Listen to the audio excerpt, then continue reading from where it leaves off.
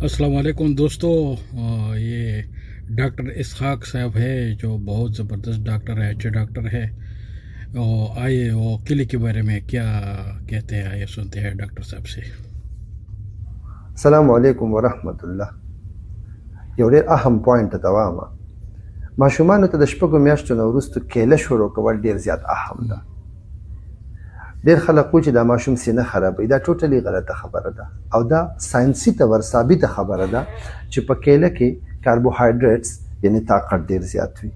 په هغې کې وایټامین ای ورته وایي، هغه ډېر زیات وي چې هغه د وجود دپاره د جراثیم د جنګ دپاره ډېر زیات ضروري شی دی او د سترګو د نظر دپاره ډېر زیات ښه شیز دی.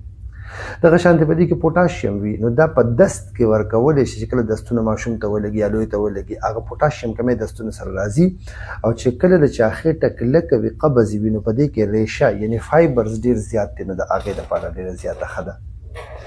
خلک وایي چې دا یخه ده، دا سینه خرابوي او دا خراش کې جوړي ریشه جوړي. دا بالکل غلطه خبره ده.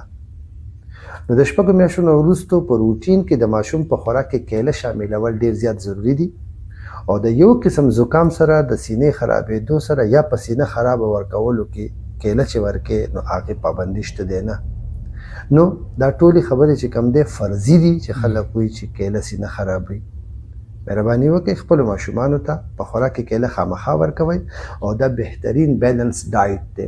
دا ډېر زیات ضروري شی دی او لوی کسان یې هم د قبض او د دستونو په دوران کې دا استعمالولی شي. ډېر ښه شیز دی. السلام علیکم.